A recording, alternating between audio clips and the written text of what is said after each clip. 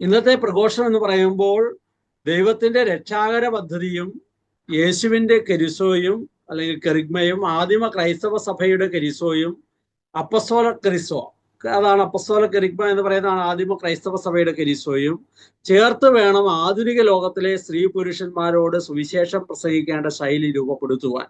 അപ്പൊ നമ്മൾ കടന്ന് പഠിച്ചു വന്ന എല്ലാ കാര്യങ്ങളുടെയും വെളിച്ചത്തിൽ നിന്നുകൂടിയാണ് നമ്മൾ ഇന്ന് എന്താണ് പ്രഘോഷിക്കേണ്ടത് എന്ന് കണ്ടെത്തുന്നത്. നിങ്ങൾ ഈ ഡയഗ്രാം നിങ്ങളുടെ മനസ്സിൽ ഉണ്ടാകണം. ഇതൊന്ന് നിങ്ങളുടെ ഉള്ളിൽ ഇതൊന്ന് ഉറപ്പിക്കണം. ഇന്നത്തെ പ്രഘോഷണത്തിൽ ഇന്ന് ഞാൻ സുവിശേഷമായി ജീവിച്ചുകൊണ്ട് എന്താണ് ഞാൻ ഇന്ന് പ്രഘോഷിക്കേണ്ട വിഷയം, ഞാൻ പ്രഘോഷിക്കേണ്ട സുവിശേഷം എന്താണ് എന്ന് ചോദിച്ചാൽ, യേശുവിന്റെ പ്രഘോഷണം നമ്മൾ കണ്ടു, അപ്പസ്തോലന്മാരുടെ പ്രഘോഷണം നമ്മൾ കണ്ടു, രക്ഷാകര പദ്ധതി കഴിഞ്ഞ ആഴ്ച നമ്മൾ കണ്ടു. ഇതിന്റെ എല്ലാം വെളിച്ചത്തിൽ നിന്നാണ് നമ്മൾ ഇന്ന് പ്രഘോഷിക്കേണ്ട പ്രഘോഷണ വിഷയം എന്താണ്, അതിന്റെ ഉള്ളടക്കം എന്താണ്, കാതൽ എന്താണ് എന്നുള്ളത് നാം മനസ്സിലാക്കണം. നാം നമ്മോട് തന്നെയും നാം നമ്മുടെ ഭവനത്തിലുള്ളവരോടും നാം ഈ ലോകത്തിന്റെ അതിർത്തികൾ വരെ നാം ഇന്ന് പോയി സുവിശേഷം പങ്കുവെക്കുമ്പോൾ അടിസ്ഥാനപരമായി നാം പങ്കുവെക്കേണ്ട സുവിശേഷം എന്താണ് എന്നുള്ളതാണ് നാം ഇവിടെ കണ്ടു പോകുന്നത്. ഇന്നത്തെ അടിസ്ഥാന സുവിശേഷ പ്രഘോഷണത്തിന്റെ അടിസ്ഥാന സന്ദേശത്തിൽ ഈ യേശുവിന്റെ പ്രഘോഷണത്തിന്റെയും അപ്പസ്തോല പ്രഘോഷണത്തിന്റെയും രക്ഷാകര പദ്ധതിയുടെയും വെളിച്ചത്തിൽ 7 പ്രധാന വിഷയങ്ങളാണ് നാം കണ്ടെത്തുന്നത്. ആ വിഷയങ്ങളിലേക്ക് നമ്മൾ വരികയാണ്. ഇത് നമ്മൾ ആഴത്തിൽ കാണാതെ പഠിച്ച് മനസ്സിലാക്കേണ്ട ഒരു കാര്യം കൂടിയാണ്. അപ്പൊ നിങ്ങൾ ഏറെ ശ്രദ്ധയോടും ഗൗരവത്തോടും കൂടി ഇരിക്കും എന്ന് തന്നെയാണ് ഞാൻ കരുതുന്നത്. ഒന്ന്, വിശുദ്ധ വേദപുസ്തകം നമ്മൾ വായിച്ച് കടന്നു പോകുമ്പോൾ യേശുവിന്റെ പ്രഘോഷണത്തിന്റെ കാതൽ എന്തായിരുന്നു? ദൈവരാജ്യമായിരുന്നു. ആ ദൈവരാജ്യം എന്തായിരുന്നു? സ്നേഹിക്കുന്ന പിതാവ് ഭരിക്കുന്ന, സ്നേഹിക്കുന്ന പിതാവിനാൽ നയിക്കപ്പെടുന്ന ഒരിടം. അപ്പൊ ദൈവത്തിന്റെ പിതാവായ ദൈവം സ്നേഹിക്കുന്ന ദൈവമാണ് എന്ന് യേശുക്രിസ്തു നമ്മെ ഈ ലോകത്തിൽ വന്ന് ഓർമ്മപ്പെടുത്തി. അവിടുത്തെ അപ്പ എന്ന് വിളിക്കാൻ മാത്രം നമ്മെ സ്നേഹിക്കുന്ന പിതാവാണ്. ക്രിസ്തുവിന്റെ പ്രഘോഷണത്തിന്റെ കേന്ദ്രം അതായിരുന്നു. അപ്പസ്തോല പ്രഘോഷണത്തിൽ എത്തുമ്പോൾ നമുക്കറിയാം, അപ്പസ്തോലന്മാർ എന്താ പ്രഘോഷിച്ചത്? നമ്മോടുള്ള അഗാധമായ സ്നേഹത്തെ പ്രതി പിതാവായ ദൈവം തന്റെ പുത്രനായ ദൈവത്തെ ഈ ലോകത്തിലേക്ക് അയച്ചു. അവിടുന്ന് നമ്മോടുള്ള സ്നേഹത്തെ പ്രതി ഇവിടെ വന്ന് ജീവിച്ചു. നമ്മുടെ രക്ഷയ്ക്കായി അവിടുന്ന് ഈ ലോകത്തിൽ വന്ന് ജനിച്ചു. അപ്പം ദൈവത്തിന്റെ സ്നേഹത്തെ കുറിച്ച് തന്നെയാണ്, പിതാവായ ദൈവത്തിന്റെ സ്നേഹത്തെക്കുറിച്ചും ആ സ്നേഹത്തിൽ നിന്ന് ഈ ലോകത്തിലേക്ക് കടന്നു വന്ന് നമ്മെ സ്നേഹിച്ച പുത്രനായ ദൈവത്തെക്കുറിച്ചുമാണ് അവിടെ അപ്പസ്തോലന്മാർ പ്രഘോഷിക്കുന്ന പ്രഘോഷണത്തിന്റെ കേന്ദ്രം എന്ന് പറയുന്നത്. അപ്പൊ അതും ദൈവത്തിന്റെ സ്നേഹത്തെ കുറിച്ചാണ് അവിടെ പറയുന്നത്.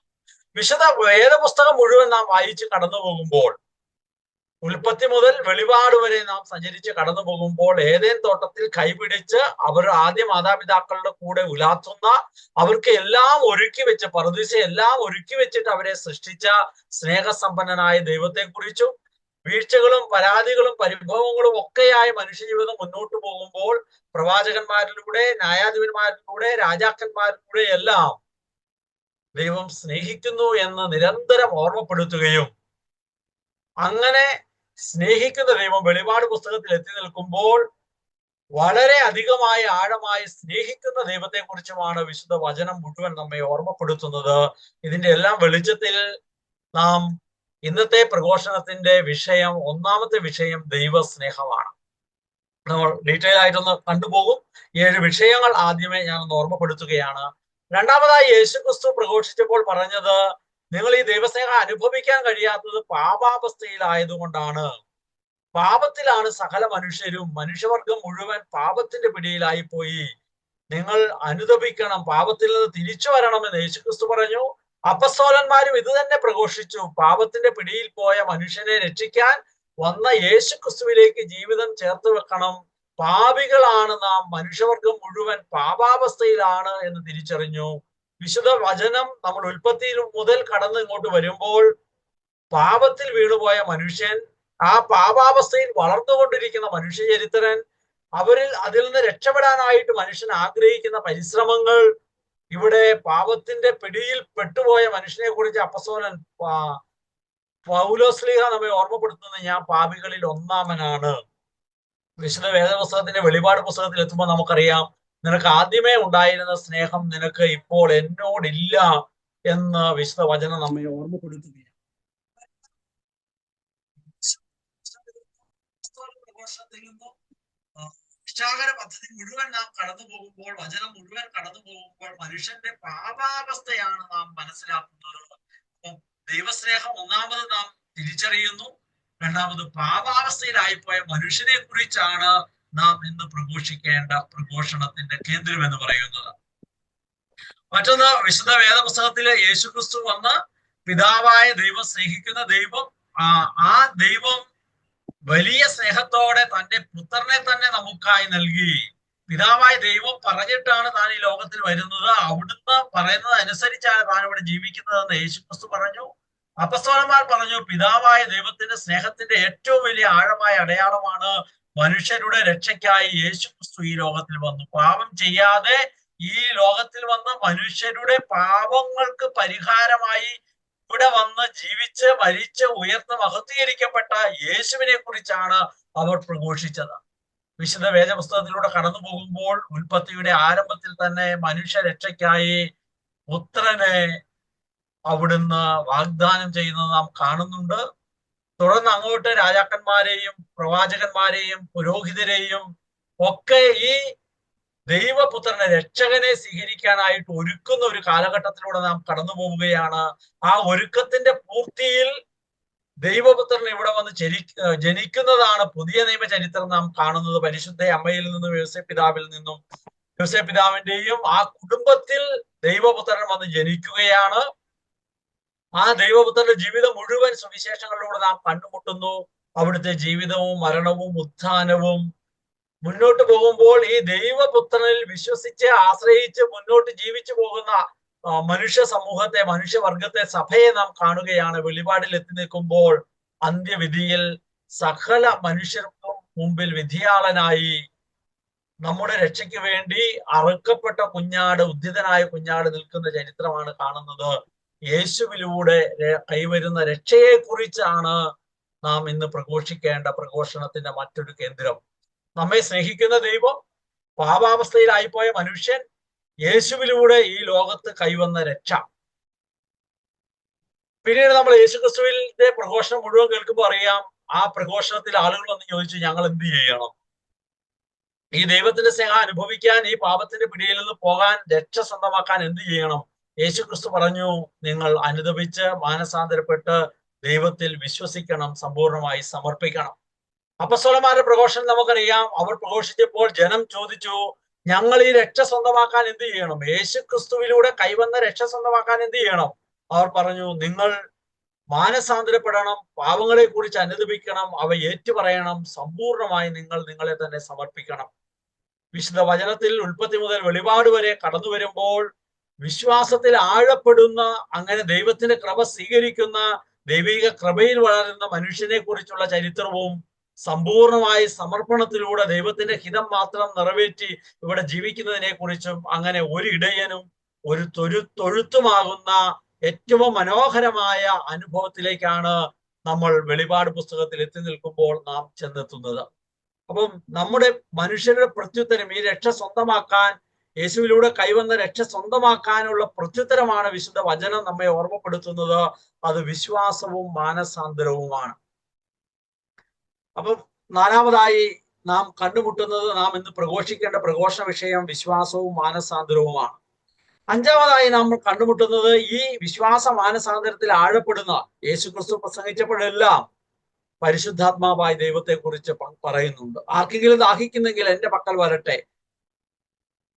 ധാരാളമായി അവർ ഈ തിരുനാളിന്റെ അവസാന ദിവസം അവിടുന്ന് പറയുന്നത് നമുക്കറിയാം. അപ്പസ്തലന്മാർ പ്രഘോഷിച്ചപ്പോഴെല്ലാം ഈ ദൈവത്തിന്റെ ആത്മാവ് വന്ന് മനുഷ്യരുടെ മേൽ നിറയുന്നത് നാം വിശുദ്ധ വചനത്തിൽ നാം കാണുന്നുണ്ട്. നാം സുവിശേഷം ഉൽപ്പത്തി മുതൽ വരുമ്പോൾ ദൈവത്തിന്റെ ചൈതന്യം വെള്ളത്തിന് മുകളിൽ ഇങ്ങനെ ചലിച്ചുകൊണ്ടിരുന്നു.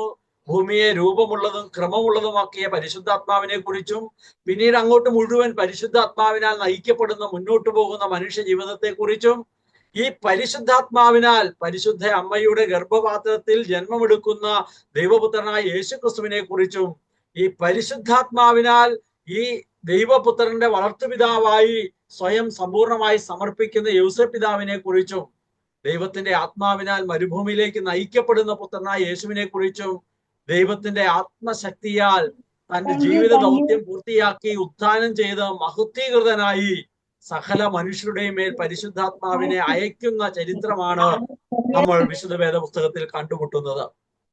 വെളിപാട് പുസ്തകത്തിൽ എത്തുമ്പോൾ കാൽപാദത്തോളമല്ല, മുട്ടോളമല്ല, അരയോളമല്ല, നീന്തി മുങ്ങി കുളിക്കുമാറ് ദൈവത്തിന്റെ ആത്മാവിൽ നിറഞ്ഞു ജീവിക്കുന്ന മനുഷ്യരെ കുറിച്ചാണ് അവിടെ ഓർമ്മപ്പെടുത്തുന്നത്.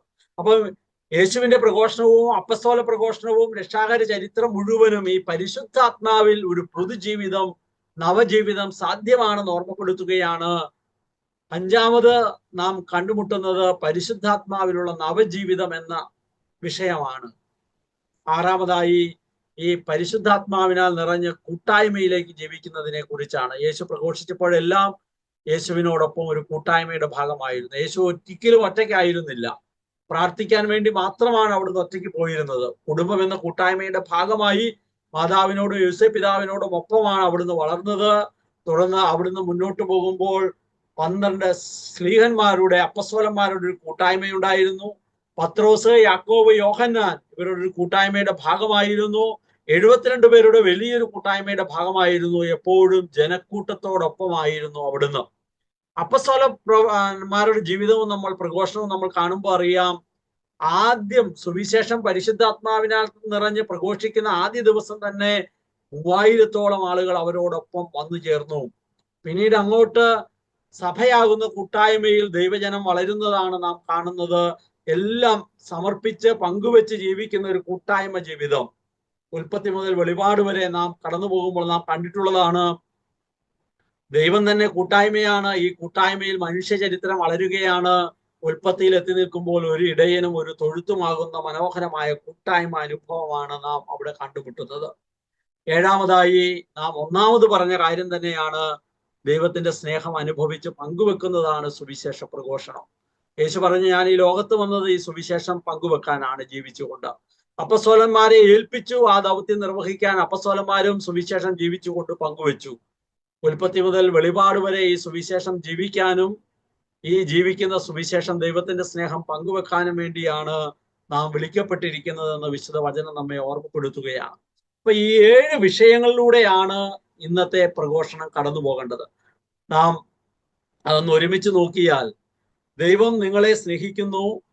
പാപം മൂലം ഈ സ്നേഹം നിങ്ങൾക്ക് ആവുന്നില്ല. എന്നാൽ യേശുവിന്റെ മരണത്തിന്റെയും ഉത്ഥാനത്തിന്റെയും മഹത്വീകരണത്തിന്റെയും ഫലമായി ദൈവം നിങ്ങളുടെ പാപങ്ങൾ ക്ഷമിച്ച് നിങ്ങളെ രക്ഷിച്ചു കഴിഞ്ഞു. ഇന്ന് നിങ്ങൾ യേശുവിൽ വിശ്വസിച്ച് മാനസാന്തരപ്പെട്ട് യേശു വാഗ്ദാനം ചെയ്ത പരിശുദ്ധാത്മാവിനെ സ്വീകരിച്ച് ഒരു കൂട്ടായ്മയുടെ ഭാഗമായി സ്നേഹം പങ്കുവെച്ച് ജീവിക്കുന്നതിലൂടെ രക്ഷയുടെ അനുഭവം നിങ്ങൾക്കും സ്വന്തമാക്കാനാവും. ഞാനിത് എൻ്റെ പേര് കൂട്ടി ഒന്ന് പറയാൻ ശ്രമിക്കുകയാണ്. നമ്മൾ ഈ ദിവസങ്ങളിലൂടെ അത്തരത്തിൽ പരിശീലിക്കപ്പെടേണ്ടതുള്ളത് കൊണ്ട് കൂടിയാണ്. ദൈവം ഷിജുവിനെ സ്നേഹിക്കുന്നു. പാപം മൂലം ഈ സ്നേഹം ഷിജുവിന് ആവുന്നില്ല. എന്നാൽ യേശുവിന്റെ മരണത്തിന്റെയും ഉത്ഥാനത്തിന്റെയും മഹത്വീകരണത്തിന്റെയും ഫലമായി ദൈവം ഷിജുവിന്റെ പാപങ്ങൾ ക്ഷമിച്ച് ഷിജുവിനെ രക്ഷിച്ചു കഴിഞ്ഞു. ഇന്ന് ഷിജു യേശുവിൽ വിശ്വസിച്ച് മാനസാന്തരപ്പെട്ട് യേശു വാഗ്ദാനം ചെയ്ത പരിശുദ്ധാത്മാവിനെ സ്വീകരിച്ച് ഷിജു ഒരു കൂട്ടായ്മയുടെ ഭാഗമായി സ്നേഹം പങ്കുവെച്ച് ഷിജു ജീവിക്കുന്നതിലൂടെ രക്ഷയുടെ അനുഭവം ഷിജുവിനും സ്വന്തമാക്കാനാവും. ഇതാണ് ഇന്ന് പ്രഘോഷിക്കുന്ന പ്രഘോഷണത്തിന്റെ കാതൽ, അതിന്റെ ഉള്ളടക്കം, അതിന്റെ കാമ്പ് എന്ന് പറയുന്നത്. നമ്മൾ ഇത് കുറച്ചും കൂടെ വിശദമായി ഓരോ വിഷയവും ഒന്ന് നമ്മൾ കണ്ടുപോവുകയാണ്. ഒന്നാമത് നിങ്ങളെ കൊണ്ട് പറയിപ്പിക്കണമെന്നും ചെയ്യിപ്പിക്കണമെന്നും ആഗ്രഹമുണ്ട്. നമ്മുടെ സമയത്തിന്റെ പരിമിതി കൊണ്ട് ഞാൻ അതിന് മുതിരുന്നില്ല. ഒന്നാമത് ദൈവസ്നേഹത്തെ കുറിച്ചാണ്. എന്താണ് ദൈവസ്നേഹം എന്ന് പറയുമ്പോൾ? വചനം നമ്മളോട് പറയുന്ന ഈ യേശുവിന്റെ പ്രഘോഷണത്തിൽ നിന്നും അപ്പസ്തോലന്മാരുടെ പ്രഘോഷണത്തിൽ നിന്നും ഉൽപ്പത്തി മുതൽ വെളിപാട് വരെ വിശുദ്ധ ഗ്രന്ഥങ്ങളിലൂടെ കടന്നു പോകുമ്പോൾ നാം മനസ്സിലാക്കുന്നത്, ദൈവം എന്നെ വ്യക്തിപരമായി വ്യവസ്ഥകളില്ലാതെ ഇപ്പോൾ ആയിരിക്കുന്ന അവസ്ഥയിൽ സ്നേഹിക്കുന്നു. ഈ സ്നേഹം ഞാൻ അനുഭവിച്ചറിയണമെന്നും അത് മറ്റുള്ളവരുമായി പങ്കുവെച്ച് ജീവിക്കണമെന്നും ദൈവം ആഗ്രഹിക്കുന്നു. ഈ വചനഭാഗത്തിലൂടെയൊക്കെ നാം കടന്നു പോകുമ്പോൾ അതാണ് നാം വായിക്കുന്നത്. ഒന്നും കൂടെ ഇത് നാം മനസ്സിലാക്കിയെടുക്കുകയാണ്. ദൈവം നമ്മെ സ്നേഹിക്കുന്നത് നാം അനുഭവിക്കണം, അത് എല്ലാവരുമായി പങ്കുവെച്ച് ജീവിക്കണം. വളരെ ലളിതമായി പറഞ്ഞാൽ അതാണ്. ആ ദൈവം സ്നേഹിക്കുന്നു എന്നുള്ളതിൽ ദൈവം നമ്മളെ ഓരോരുത്തരെയും വ്യക്തിപരമായി വ്യവസ്ഥകളില്ലാതെ നമ്മളിപ്പോൾ ആയിരിക്കുന്ന അവസ്ഥയിൽ കുറവുകളോടും പരിമിതികളോടും ബലഹീനതകളോടും കൂടെ നമ്മെ സ്നേഹിക്കുന്നു.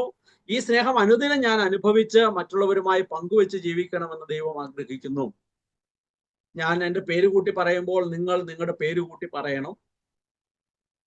ദൈവം ഷിജുവിനെ വ്യക്തിപരമായി വ്യവസ്ഥകളില്ലാതെ ഷിജു ഇപ്പോൾ ആയിരിക്കുന്ന അവസ്ഥയിൽ സ്നേഹിക്കുന്നു.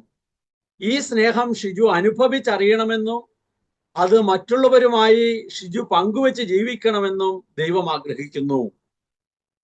ഈ ഒരു ദൈവത്തിന്റെ സ്നേഹം നമ്മുടെ ജീവിതാനുഭവം ചേർത്ത് വചനം ചേർത്ത് നാം പങ്കുവെക്കുക എന്നുള്ളത് വളരെ പ്രധാനപ്പെട്ടതാണ്. യോഹന്നാൻ 3:16 നമുക്കറിയാം.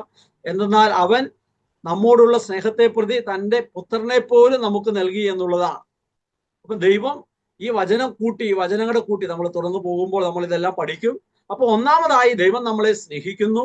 അത് വ്യക്തിപരമായിട്ടാണ്, വ്യവസ്ഥകളില്ലാതെയാണ്, ഇപ്പോൾ ആയിരിക്കുന്ന അവസ്ഥയിലാണ്. ഈ സ്നേഹം ഞാൻ അനുഭവിച്ചറിയണം, അത് മറ്റുള്ളവരുമായി പങ്കുവെച്ച് ജീവിക്കണമെന്ന് ദൈവം ആഗ്രഹിക്കുന്നു.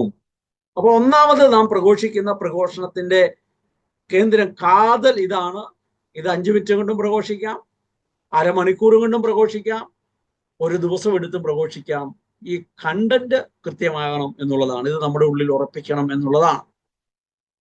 അല്ലാതെ ഈ ചോദ്യം കേൾക്കുമ്പോൾ, ഈ ദൈവം നമ്മളെ ഇത്രയധികമായി സ്നേഹിക്കുന്നു എന്ന് പറയുമ്പോൾ നമ്മുടെ ഉള്ളിൽ ഒരു ചോദ്യം വരികയാണ്. നമുക്ക് പലപ്പോഴും ഈ ദൈവത്തിന്റെ സ്നേഹം അനുഭവിക്കാനും പങ്കുവെക്കാനും പറ്റുന്നില്ലല്ലോ. അതിന്റെ ഉത്തരമായിട്ട് കൂടിയാണ് രണ്ടാമത്തെ നമ്മുടെ വിഷയം വരുന്നത്. ദൈവത്തിന്റെ സ്നേഹം അനുഭവിച്ച് പങ്കുവെച്ച് ജീവിക്കാൻ സാധിക്കാത്തതിന്റെ കാരണം നമ്മുടെ ലോകം മുഴുവന്റെയും പാവാവസ്ഥയാണ്. ദൈവം ഷിജുവിനെ വ്യക്തിപരമായി വ്യവസ്ഥകൾ കൂടാതെ ഷിജു ആയിരിക്കുന്ന വിധം സർവശക്തിയോടും കൂടെ ഷിജുവിനെ സ്നേഹിക്കുന്നു. ഈ സ്നേഹം ഷിജു അനുഭവിച്ചറിയണമെന്നും അത് മറ്റുള്ളവരുമായി പങ്കുവെച്ച് ജീവിക്കണമെന്നും ദൈവം ആഗ്രഹിക്കുന്നു. എന്നാൽ ഷിജുവിന് അത് അനുഭവിച്ച് പങ്കുവെച്ച് ജീവിക്കാൻ കഴിയാത്തതിന്റെ കാരണം ഷിജുവിന്റെയും ലോകം മുഴുവന്റെയും പാപാവസ്ഥ മൂലമാണ്. നാം ഓരോരുത്തരും അമ്മയുടെ ഉദരത്തിൽ ഉരുവായപ്പോഴേ പാപാവസ്ഥയിലാണ്. പാപത്തോടു കൂടിയാണ് ഞാൻ പിറന്നത്. ഞാൻ ജനിക്കുമ്പോഴേ ഈ പാപത്തിന്റെ ചായ്വ്, പാവാവസ്ഥ എന്നിൽ ഉണ്ടെന്ന് ഞാൻ തിരിച്ചറിയുന്നു. രണ്ടാമത്തെ കാണൽ ഇതാണ്. ദൈവസ്നേഹം അനുഭവിച്ചറിയുന്നതിന്റെ തടസ്സം നമ്മുടെയും, 2 കാര്യം കൃത്യമായ പറയുന്നുണ്ട്, നമ്മുടെയും ലോകം മുഴുവന്റെയും പാപാവസ്ഥ മൂലമാണ്. അപ്പൊ ഈ രണ്ടാമത്തെ വിഷയം നാം പറയുമ്പോൾ, ഈ ഓരോ സബ്ജക്റ്റും നാം പങ്കുവെക്കുമ്പോൾ, പ്രഘോഷിക്കുമ്പോൾ ഒരു ചോദ്യം കേൾവിക്കാരിൽ ഉണ്ടാകും. ആദ്യം ദൈവം സ്നേഹിക്കുന്നു എന്ന് നാം പറഞ്ഞപ്പോൾ ചോദ്യം നമ്മുടെ ഉള്ളിൽ വന്നു. എനിക്കിത് അനുഭവിക്കാൻ പറ്റുന്നില്ല, അനുഭവിച്ചാൽ തന്നെ അത് വേണ്ട പോലെ പങ്കുവെക്കാൻ പറ്റുന്നില്ല. അവിടെയാണ് നമ്മുടെ പ്രശ്നം, പാവാവസ്ഥയാണെന്ന് നാം മനസ്സിലാക്കുന്നത്. ഇവിടെ ഒരു ചോദ്യം വരികയാണ്. ഞാൻ പാപത്തിലാണ്, ലോകത്തിലുള്ള സകല മനുഷ്യരും പാവാവസ്ഥയിലാണ്, ആർക്കും എന്നെ സഹായിക്കാൻ പറ്റില്ല. ഈ പാവാവസ്ഥ കാരണം ദൈവത്തിന്റെ സ്നേഹം അനുഭവിക്കാൻ പറ്റുന്നില്ല, പങ്കുവെക്കാൻ പറ്റുന്നില്ല. അതുകൊണ്ട് എനിക്ക് സ്വർഗരാജ്യത്തിൽ, ദൈവരാജ്യത്തിൽ പോകാനാവില്ല. അപ്പൊ ഞാൻ എന്ത് ചെയ്യും? ഞാൻ ദുർഭകനായ മനുഷ്യനാണ്. അപ്പോസ്തലൻ ഓർമ്മപ്പെടുന്ന പോലെ നന്മ ഇച്ഛിക്കുന്നു, നന്മ ആഗ്രഹിക്കുന്നു, പക്ഷേ ഞാൻ പാപാവസ്ഥയിലാണ്. ഈ ചോദ്യം നമ്മുടെ ഉള്ളിൽ ഉയരുകയാണ്. ഇനി ഞാൻ എന്ത് ചെയ്യും? എന്നെ ആര് സഹായിക്കും? ഈ ലോകത്തിൽ ആർക്കും പറ്റില്ല. ഈ പാപാവസ്ഥയിൽ നിന്ന് ഞാൻ എങ്ങനെ രക്ഷപ്പെടും? ഈ ചോദ്യത്തിന് ഉത്തരമായാണ് മൂന്നാമത്തെ വിഷയം വരുന്നത്, യേശു രക്ഷകൻ. രക്ഷകനായി യേശുവിനെ കണ്ടുമുട്ടുന്നതിലൂടെയാണ് ഈ രക്ഷ സ്വന്തമാക്കാനാവുന്നത്. രക്ഷകനും കർത്താവും മിശിഹായുമായി യേശു ക്രിസ്തുവിനെ സ്വന്തമാക്കുക എന്നുള്ളതാണ് ഇവിടെ നാം പ്രഘോഷിക്കുന്ന പ്രഘോഷണം. യേശു ക്രിസ്തു രക്ഷകനാണ് എന്ന് പ്രഘോഷിക്കുന്നതിലൂടെ കേൾക്കുന്ന സകല മനുഷ്യരും യേശുവിനെ രക്ഷകനും കർത്താവും മിശിഹായുമായി ജീവിതത്തിൽ സ്വന്തമാക്കാൻ അവരെ സഹായിക്കുക എന്നുള്ളതാണ്. 2000 വർഷങ്ങൾക്ക് മുമ്പ് ദൈവപുത്രനായ യേശു ക്രിസ്തു പീഡകൾ സഹിച്ച് കുരിശിൽ മരിച്ച് ഉയർത്ത് മഹത്വീകരിക്കപ്പെട്ട് നമ്മുടെ മനുഷ്യവർഗം മുഴുവന്റെയും പാപകടങ്ങൾ വീട്ടി നമ്മെ രക്ഷിച്ചു കഴിഞ്ഞതാണ്. ഇതാണ് യേശു ക്രിസ്തു രക്ഷകൻ എന്ന് പറയുന്നതിന്റെ കണ്ടന്റ്. ഞാൻ ആദ്യം മുതൽ ഒന്നും കൂടെ പറയുകയാണ്. എൻ്റെ പേര് കൂട്ടി ദൈവം ഷിജുവിനെ വ്യക്തിപരമായി വ്യവസ്ഥകൾ കൂടാതെ ഷിജു ഇപ്പോൾ ആയിരിക്കുന്ന വിധം സർവശക്തിയോടുകൂടെ സ്നേഹിക്കുന്നു. ഈ സ്നേഹം ഷിജു അനുഭവിച്ചറിയണമെന്നും ഇത് മറ്റുള്ളവരുമായി പങ്കുവെച്ച് ജീവിക്കണമെന്നും ദൈവം ആഗ്രഹിക്കുന്നു. എന്നാൽ ഷിജുവിന് ദൈവത്തിന്റെ സ്നേഹം അനുഭവിച്ച് പങ്കുവെച്ച് ജീവിക്കാൻ കഴിയാതെ വരുന്നത് ഷിജുവിന്റെയും ലോകം മുഴുവന്റെയും പാപാവസ്ഥ മൂലമാണ്. എന്നാൽ 2000 വർഷങ്ങൾക്ക് മുമ്പ് ദൈവപുത്രനായ യേശുക്രിസ്തു ഈ ലോകത്തിൽ വന്ന് പീഡകൾ സഹിച്ച് കുരിശിൽ മരിച്ച് ഉയർത്ത് മഹത്വീകരിക്കപ്പെട്ട ഷിജുവിന്റെ മുഴുവൻ പാപകടങ്ങൾ വീട്ടി ഷിജുവിനെ രക്ഷിച്ചു കഴിഞ്ഞതാണ്. അപ്പോൾ വളരെ വ്യക്തിപരമായി നാം നമ്മളോട് അനുദിനം ഈ സുവിശേഷം പറയണം. നാം മറ്റുള്ളവരോട് പറയുമ്പോൾ കേൾക്കുന്ന ഓരോരുത്തരും അവർക്ക് വേണ്ടി ദൈവപുത്രൻ വന്ന് പീഡകൾ സഹിച്ചെന്നും കുരിശിൽ മരിച്ചെന്നും ഉയർത്ത് മഹത്വീകരിക്കപ്പെട്ടെന്നും അങ്ങനെ മനുഷ്യവർഗം മുഴുവന്റെയും പാപകടങ്ങൾ വീട്ടി രക്ഷിച്ചു കഴിഞ്ഞു എന്നും ഓരോരുത്തരോട് നാം പറയുന്ന ഏറ്റവും പ്രധാനപ്പെട്ട ഏറ്റവും കേന്ദ്രമായ വിഷയമാണ് യേശു രക്ഷകൻ എന്ന് പറയുന്നത്. പാപത്തിൽ ആയിപ്പോയ മനുഷ്യനെ, ദൈവത്തിന്റെ സ്നേഹം അനുഭവിക്കാൻ കഴിയാതെ പോയ മനുഷ്യനെ, അതിലേക്ക് എത്താൻ കഴിയാത്ത മനുഷ്യനെ രക്ഷിക്കാനായി പാപം ചെയ്യാത്തവൻ ഈ ലോകത്തിൽ വന്ന് മനുഷ്യനായി ജന്മമെടുത്തു. അവന്റെ പേര് തന്നെ മനുഷ്യനായി ജനിച്ചതിലൂടെ അവിടുത്തെ നാമം തന്നെ യേശു എന്ന പേര് തന്നെ രക്ഷകൻ എന്നതാണ് സൂചിപ്പിക്കുന്നത്. അവിടുന്ന് ലോകത്തിൽ വന്ന് പാപമൊഴികെ ബാക്കി എല്ലാ കാര്യങ്ങളിലും നമുക്ക് സമനായി അവിടുന്ന് ജീവിച്ചു. അവിടുന്ന് പീഡകൾ സഹിച്ചു, കുരിശിൽ മരിച്ചു. പാപത്തിന്റെ വേദനമാണ് മരണം. വിശുദ്ധ ഗ്രന്ഥം അതാണ് പറയുന്നത്. പക്ഷെ പാപം ചെയ്യാത്ത ദൈവപുത്രൻ പാപികളായ എനിക്ക് വേണ്ടി, നമുക്ക് ഓരോരുത്തർക്കും വേണ്ടി പാപത്തിന്റെ വേദനമായ മരണം സ്വീകരിച്ചു. അങ്ങനെ അവൻ നമ്മുടെ രക്ഷ കൈവരുത്തി, രക്ഷ കൊണ്ടുവന്നു. അവിടുന്ന് മരിക്കുക മാത്രമല്ല, മരിച്ചത് മാത്രമാണെങ്കിൽ ഏതൊരു മനുഷ്യനെയും പോലെ പാപത്തിന്റെ പരിണതഫലമായി മരിക്കുകയാണ്.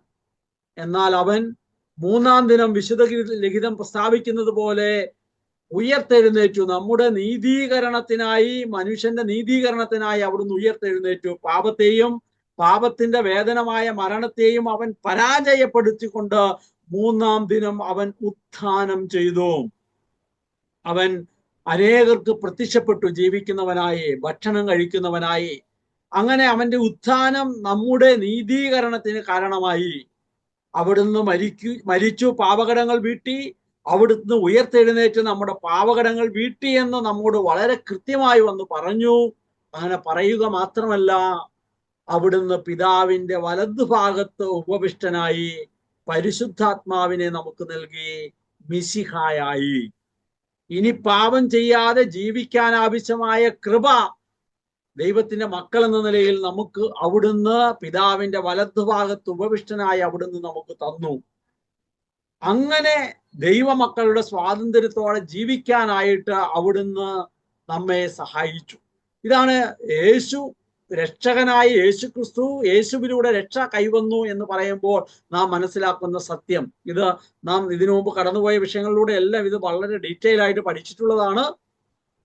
അപ്പം യേശു ക്രിസ്തുവിലൂടെ കൈവന്ന രക്ഷയെക്കുറിച്ചാണ് ഇവിടെ നാം ഓർത്തെടുക്കുന്നത്. അവിടുത്തെ പീഡാസഹനം, കുരിശുമരണം, ഉയർപ്പ്, മഹത്വീകരണം, ഇവ മൂലം മനുഷ്യവർഗത്തിന്റെ മുഴുവൻ എൻ്റെ പാപകടങ്ങൾ വീട്ടി എന്നെ രക്ഷിച്ചു കഴിഞ്ഞു. ഈ സദ്വാർത്ത, ഈ അത്യാഹ്ലാദകരമായ വിശേഷം ഈ ലോകത്തിൽ ഒരു മനുഷ്യന് ലഭിക്കാവുന്ന ഏറ്റവും സൗഭാഗ്യപൂർണമായ സന്തോഷകരമായ വാർത്ത. ഈ വാർത്ത ഇന്നും നമ്മൾ ഓരോരുത്തരും കേൾക്കുമ്പോൾ നമ്മുടെ ഉള്ളിൽ ഒരു നൊമ്പരവും ഒരു ചോദ്യവും ഉയരുകയാണ്. ഇങ്ങനെ യേശുക്രിസ്തു വന്ന് 2000 വർഷങ്ങൾക്കപ്പുറം എനിക്ക് വേണ്ടി മരിച്ച് ഉയർത്ത് മഹത്വീകരിക്കപ്പെട്ട് എനിക്ക് രക്ഷ നേടിത്തന്നു കഴിഞ്ഞു എന്ന് പറയുമ്പോഴും ഇന്ന് വ്യക്തിപരമായി എനിക്ക് ഈ രക്ഷ സ്വന്തമാക്കാൻ, അനുഭവിക്കാൻ കഴിയുന്നുണ്ടോ? ദൈവത്തിന്റെ സ്നേഹം ഇന്നും എനിക്ക് അനുഭവിക്കാൻ, സ്വന്തമാക്കാൻ കഴിയുന്നില്ലല്ലോ എന്നൊരു നൊമ്പരം, എന്നൊരു ചോദ്യം, എന്നൊരു വേദന നമ്മുടെ ഉള്ളിൽ നിന്ന് വരികയാണ്. ഈ ചോദ്യത്തിന് ഉത്തരമാണ് അടുത്ത നമ്മുടെ വിഷയം. അത് വിശ്വാസവും മാനസാന്തരവുമാണ്. ദൈവത്തിന്റെ സൗജന്യ ദാനമായ രക്ഷയ്ക്ക് കാരണമായ യേശുവിന്റെ മരണവും ഉത്ഥാനവും മഹത്വീകരണവും പ്രഘോഷിക്കപ്പെടുമ്പോൾ അതിനുള്ള പ്രത്യുത്തരമാണ് വിശ്വാസവും മാനസാന്തരവും. ഇത് പ്രഘോഷിച്ച് കേൾക്കുമ്പോൾ കേൾക്കുന്ന ജനം ഈ ചോദ്യം ചോദിക്കും, എനിക്കിത് അനുഭവമാകുന്നില്ല. അവിടെ നാം ഓരോരുത്തരും, ഓരോ മനുഷ്യനും വ്യക്തിപരമായി നൽകേണ്ട പ്രത്യുത്തരമാണ്, പ്രതികരണമാണ്, മറുപടിയാണ്, ജീവിതം കൊണ്ട് നൽകേണ്ട മറുപടിയാണ് വിശ്വാസവും മാനസാന്തരവും എന്ന് പറയുന്നത്. അപ്പൊ ഇത് വളരെ കേന്ദ്രമായ സ്ഥാനത്ത് നിൽക്കുന്ന ഒരു വിഷയമാണ്. യേശുക്രിസ്തുവിലൂടെ ഈ ലോകത്ത് കൈവന്ന രക്ഷ ഇന്ന് എൻ്റെ സ്വന്തമാകണമെങ്കിൽ, നാം ഓരോരുത്തരുടെയും വ്യക്തിപരമായ ജീവിതത്തിന്റെ ഭാഗമാകണമെങ്കിൽ വിശ്വാസവും മാനസാന്തരവും ഞാൻ കൊടുക്കുന്ന പ്രത്യുത്തരമാണ്. നമുക്കറിയാം, വിശ്വാസം എന്ന് പറയുന്നത് നമ്മുടെ പാപങ്ങൾ കണ്ടെത്തി ഏറ്റുപറയുന്നതാണ് ഏറ്റവും അടിസ്ഥാനപരമായി. മാനസാന്തരം എന്ന് പറയുന്നത് സമ്പൂർണമായ സമർപ്പണമാണ്. അപ്പൊ ഏറ്റുപറച്ചിലും, ഞാൻ പാപിയാണ് എന്ന ഏറ്റുപറച്ചിലും, പരിപൂർണമായി ദൈവമേ നിന്നിൽ ഞാൻ എന്നെ ഏൽപ്പിക്കുന്നു എന്ന സമർപ്പണവുമാണ് വിശ്വാസവും മാനസാന്തരവും. അപ്പം എത്രമാത്രം ആഴമായി നാം യേശുവെ, അവിടുന്ന് എനിക്ക് വേണ്ടിയാണ് മരിച്ചത്, എൻ്റെ രക്ഷയ്ക്കാണ് ഈ ലോകത്ത് വന്നത്, അവിടുന്ന് എനിക്ക് വേണ്ടിയാണ് ഉത്ഥാനം ചെയ്തത്, അവിടുന്ന് മഹത്വീകൃതനായി ആത്മാവിനെ എനിക്കാണ് നൽകിയത് എന്ന ആ പ്രത്യുത്തരം വിശ്വാസം എൻ്റെ ഉള്ളിൽ ആഴപ്പെടുകയും യേശുവിനെ കർത്താവായി, എൻ്റെ ഉടമസ്ഥനായി എൻ്റെ ജീവിതവും സമസ്തവും അവിടുത്തെ കരങ്ങളിൽ ഏൽപ്പിക്കുകയും ചെയ്യുന്നതിലൂടെയാണ് ഈ രക്ഷ ഇന്ന് കൈവരുന്നത് എന്ന് നാം മനസ്സിലാക്കുകയാണ്. അപ്പൊ വിശ്വാസ മാനസാന്തര പ്രത്യുത്തരം എന്ന് പറയുന്നത് ഈ രക്ഷ സ്വന്തമാക്കുവാൻ ഞാൻ ഈശോ മിശിഹായിൽ വിശ്വസിച്ച് പാപങ്ങളെക്കുറിച്ച് അനുതപിച്ച് മാനസാന്തരപ്പെട്ട് ഈശോയെ എൻ്റെ ഹൃദയത്തിൽ രക്ഷകനും കർത്താവുമായി സ്വീകരിച്ച് ആദരം കൊണ്ട് ഏറ്റു പറഞ്ഞാൽ മതി. ഞാൻ ആദ്യം മുതൽ ഒന്നും കൊണ്ട് എൻ്റെ പേര് ചേർത്ത് പറയുകയാണ്. ഇത് ഓരോ പ്രാവശ്യം പറയുമ്പോഴും നിങ്ങളും കൂടെ പറയുന്നുണ്ടെന്ന് തന്നെയാണ് ഞാൻ കരുതുന്നത്. കാരണം ഇത് നമ്മുടെ ഉള്ളിൽ ഉറപ്പിച്ച് അത് നമ്മുടെ ജീവിതത്തിന്റെ ഭാഗമാക്കാൻ വേണ്ടിയാണ്. ദൈവം ഷിജുവിനെ വ്യക്തിപരമായി വ്യവസ്ഥകൾ കൂടാതെ ഷിജു ഇപ്പോൾ ആയിരിക്കുന്ന വിധം സർവശക്തിയോടും കൂടെ സ്നേഹിക്കുന്നു. ഈ സ്നേഹം ഷിജു അനുഭവിച്ചറിയണമെന്നും ഷിജു ഇത് മറ്റുള്ളവരുമായി പങ്കുവെച്ച് ജീവിക്കണമെന്നും ദൈവം ആഗ്രഹിക്കുന്നു. എന്നാൽ ഷിജുവിന് ദൈവത്തിന്റെ സ്നേഹം അനുഭവിച്ച് പങ്കുവെക്കാൻ കഴിയാത്തത് ഷിജുവിന്റെ മനുഷ്യവർഗം മുഴുവന്റെയും പാപാവസ്ഥ മൂലമാണ്. എന്നാൽ 2000 വർഷങ്ങൾക്കപ്പുറം ദൈവപുത്രനായ യേശുക്രിസ്തു ഈ ലോകത്തിൽ വന്ന് ഷിജുവിന് വേണ്ടി മരിച്ച്, ഷിജുവിന് വേണ്ടി ഉത്ഥാനം ചെയ്ത്, ഷിജുവിന് വേണ്ടി മഹത്വീകരിക്കപ്പെട്ട് ഷിജുവിന്റെ പാപകടങ്ങൾ മുഴുവൻ വീട്ടി, മനുഷ്യവർഗം മുഴുവന്റെ പാപകടങ്ങൾ വീട്ടി ഷിജുവിനെ രക്ഷിച്ചു കഴിഞ്ഞതാണ്. ഈ രക്ഷ ഇന്ന് സ്വന്തമാക്കാൻ ഷിജു ഈശോ മിശിഹായിൽ വിശ്വസിച്ച്, ഷിജു പാപങ്ങളെ കുറിച്ച് അനുതപിച്ച്, ഷിജു മാനസാന്തരപ്പെട്ട് ഈശോയെ ഷിജു തന്റെ ഹൃദയത്തിൽ രക്ഷകനും കർത്താവുമായി സ്വീകരിച്ച് ഷിജു ആദരം കൊണ്ട് ഏറ്റു പറഞ്ഞാൽ മതി. അപ്പൊ ഇത്തരത്തിൽ സമ്പൂർണമായി സമർപ്പിക്കാൻ നമ്മുടെ ജീവിതത്തെ വിട്ടുകൊടുക്കുന്നതിലൂടെയാണ് ക്രിസ്തുവിലൂടെ കൈവന്ന രക്ഷ സ്വന്തമാകുന്നത്. ഈ വിഷയം കേൾക്കുമ്പോൾ നമ്മുടെ ഉള്ളിൽ നിന്നൊരു ചോദ്യം വരും, ഇത്രയും മതിയോ? ഇതുകൊണ്ട് രക്ഷ പൂർത്തിയാകുമോ? ഇങ്ങനെ എൻ്റെ വിശ്വാസ മാനസാന്തര പ്രത്യുത്തരം ഞാൻ നൽകുമ്പോൾ എങ്ങനെയാണ് ഇത് അനുഭവമാകുന്നത്? അവിടെയാണ് പരിശുദ്ധാത്മാവ് എന്ന വിഷയം കടന്നു വരുന്നത്. എത്രമാത്രം ആഴമായി വിശ്വാസ മാനസാന്തര പ്രത്യുത്തരം നൽകുന്നുവോ, എത്രമാത്രം ആഴമായി നാം അവിടുത്തെ ഏറ്റുപറയുകയും സമ്പൂർണമായി അവിടുത്തേക്ക് സമർപ്പിക്കുകയും ചെയ്യുന്നുവോ, അതിൻ്റെ ആഴമനുസരിച്ച് യേശു തൻ്റെ വാഗ്ദാനമായ പരിശുദ്ധാത്മാവിനാൽ നമ്മെ നിറയ്ക്കും, ആത്മാവിനെ നമുക്ക് നൽകും. നാം ഒന്നേ ചെയ്യേണ്ടതുള്ളൂ, നാം ആത്മനിറവിനായി ആഗ്രഹത്തോടെ ദാഹത്തോടെ വിശ്വസിച്ച് വിളിച്ചപേക്ഷിക്കണം. നാം എത്രമാത്രം ദാഹത്തോടെ ആത്മാവിനെ വിളിച്ചപേക്ഷിക്കുന്നുവോ, ആത്മാവിനെ നമ്മുടെ ജീവിതത്തിന്റെ, എൻ്റെ ജീവിതത്തിന്റെ ഭാഗമാക്കാൻ ആഗ്രഹിച്ച് പ്രാർത്ഥിക്കുന്നുവോ, അപ്പോൾ ഈ ആത്മാവ് വഴി ദൈവത്തിന്റെ സ്നേഹം എൻ്റെ ഹൃദയത്തിൽ അനുഭവിച്ചറിയാൻ കഴിയും. അപ്പോൾ പരിശുദ്ധാത്മാവിലൂടെയാണ് ദൈവത്തിന്റെ സ്നേഹം നമ്മുടെ ജീവിതത്തിലേക്ക് കടന്നു വരുന്നത്. ഈ ദൈവസ്നേഹം എൻ്റെ ജീവിതത്തിൽ വരണമെങ്കിൽ ഞാൻ ആഗ്രഹിച്ച് ദാഹിച്ച് വിശ്വസിച്ച് ആത്മാവിനെ വിളിച്ചപേക്ഷിക്കുമ്പോൾ എൻ്റെ ദാഹത്തിന് ആനുപാതികമായി ഈ ആത്മാവ് എൻ്റെ ഉള്ളിൽ വരികയും ഈ ആത്മാവ് വഴി ദൈവത്തിന്റെ സ്നേഹം അനുഭവിക്കാൻ എനിക്ക് കഴിയുകയും ചെയ്യും. അപ്പോൾ ഈശോ തന്റെ വാഗ്ദാനമായ പരിശുദ്ധാത്മാവിനെ ഷിജുവിന് നൽകും. പരിശുദ്ധാത്മാവിന്റെ നിറവിനായി ഷിജു ആഗ്രഹത്തോടെ, ഷിജു ദാഹത്തോടെ, ഷിജു വിശ്വസിച്ച് വിളിച്ചപേക്ഷിക്കണം. ഷിജു പ്രാർത്ഥിച്ച് സ്വീകരിക്കണം. അപ്പോൾ ദൈവത്തിന്റെ സ്നേഹം ഷിജുവിന് അനുഭവിച്ചറിയാൻ കഴിയും. ഈ ആത്മാവ് നമ്മളെ ഇനി എങ്ങോട്ടാണ് നയിക്കുന്നത്, കൊണ്ടുപോകുന്നത് എന്നുള്ളതാണ് അടുത്തത്. ഈ പരിശുദ്ധാത്മാവ് നമ്മളെ ദൈവസ്നേഹം അനുഭവിച്ചറിഞ്ഞൊരു കൂട്ടായ്മയുടെ ഭാഗമാക്കുകയാണ്. ഒറ്റയ്ക്ക് നമുക്ക് ഈ ലോകത്ത് ജീവിക്കാനാവില്ല. ദൈവം തന്നെ ഒരു കൂട്ടായ്മയാണ്. ആ കൂട്ടായ്മയിലേക്കാണ് ദൈവം നമ്മളെ വിളിച്ചിരിക്കുന്നത്. അപ്പം പരിശുദ്ധാത്മാവിൽ ദൈവത്തിന്റെ സ്നേഹത്തിന്റെ അനുഭവത്തിൽ നാം നിറയുമ്പോൾ ആദിമ സഭയിൽ എന്ന പോലെ തന്നെ നാം ഒരു സ്നേഹ കൂട്ടായ്മയുടെ ഭാഗമാകും. നമുക്കുള്ളതെല്ലാം പങ്കുവെക്കുന്ന, എല്ലാം എല്ലാവർക്കുമായി നൽകുന്ന, അങ്ങനെ വലിയൊരു ദൈവരാജ്യത്തിന്റെ കൂട്ടായ്മയുടെ ഭാഗമാകും. ദൈവസ്നേഹം അനുഭവിച്ചറിഞ്ഞ ഒരു കൂട്ടായ്മയുടെ ഭാഗമായി ദൈവസ്നേഹം പങ്കുവെച്ച് സ്വയം വളരുകയും മറ്റുള്ളവരെ വളർത്തുകയും ചെയ്യാം. വിശുദ്ധ ഗ്രന്ഥത്തിന്റെ ഉൽപ്പത്തിയുടെ ആരംഭത്തിൽ കണ്ടതുപോലെ ഈ പ്രപഞ്ചം മുഴുവൻ ദൈവം മനുഷ്യന്റെ കരങ്ങളിൽ ഏൽപ്പിച്ച് ഇതിനെ വളർത്തി വലുതാക്കി അതിന്റെ പൂർണ്ണതയിൽ എത്തിച്ച് ദൈവകരങ്ങളിൽ ഏൽപ്പിക്കാനാണ് ദൈവം നമ്മെ ഇവിടെ ആക്കിയിരിക്കുന്നത്. അപ്പൊ ദൈവത്തിന്റെ സ്നേഹം നാം അനുഭവിച്ചറിയുന്നു പരിശുദ്ധാത്മാവിലൂടെ. അനുഭവിച്ചറിയുന്ന നാം ദൈവസ്നേഹം അനുഭവിച്ചറിഞ്ഞൊരു കൂട്ടായ്മയുടെ ഭാഗമാകുന്നു. അതുകൊണ്ടാണല്ലോ നമ്മൾ ഈ കൂട്ടായ്മയുടെ ഭാഗമായി നിൽക്കുന്നത്.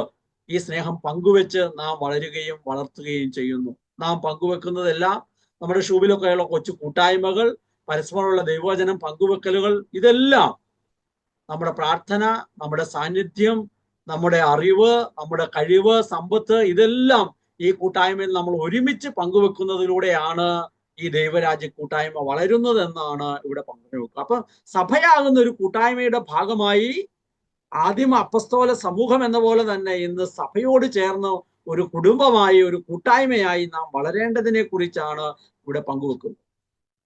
അപ്പൊ നമ്മുടെ ഉള്ളിൽ ഒരു ചോദ്യം വരികയാണ്, ഇതിങ്ങനെ ഒരു കൂട്ടായ്മയായി നിൽക്കാൻ വേണ്ടിയാണോ? ഞങ്ങളിങ്ങനെ ഒരുമിച്ച് വരുന്നത് എല്ലാം പങ്കുവെക്കാൻ വേണ്ടിയാണോ? കൂട്ടായ്മയിൽ നമുക്കറിയാം, ദൈവത്തിന്റെ സ്നേഹം അനുഭവിച്ചറിഞ്ഞ ഒരു കൂട്ടായ്മയുടെ ഭാഗമായി വന്ന് അവിടെ ആ സ്നേഹത്തിന് വിരുദ്ധമായ പ്രവൃത്തി ചെയ്താൽ അവിടെ ജീവൻ നഷ്ടപ്പെടുകയാണ് ചെയ്യുന്നത്. അനനിയ സഫീറ ദമ്പതികളുടെ അനുഭവം നമുക്ക് കാണിച്ചു തരുന്നതാണ്. എന്ത് സംഭവിച്ചു? അവർ ദൈവസ്നേഹം അനുഭവിച്ചറിഞ്ഞ് ആ കൂട്ടായ്മയിൽ വന്നിട്ട് സ്നേഹത്തിനെതിരായ പ്രവൃത്തി, അതാണ് കാപട്യം എന്ന് പറയുന്നത്, രണ്ട് മുഖം എന്ന് പറയുന്നത്, പാപം എന്ന് പറയുന്നത്, അത് അവർ ചെയ്തപ്പോൾ അവർക്ക് ജീവൻ നഷ്ടപ്പെട്ടു പോയി. അപ്പൊ ദൈവത്തിന്റെ സ്നേഹം അനുഭവിച്ചറിഞ്ഞ് അത് പങ്കുവെക്കുന്ന ഒരു കൂട്ടായ്മയുടെ ഭാഗമായി നാം വളരുന്നത് ദൈവത്തിന്റെ സ്നേഹം സകല മനുഷ്യരോടും പങ്കുവെക്കാനാണ്, സുവിശേഷം പ്രഘോഷിക്കാനാണ്. നമുക്കൊരു ദൗത്യമുണ്ട്, നമുക്കൊരു ഉത്തരവാദിത്വമുണ്ട്.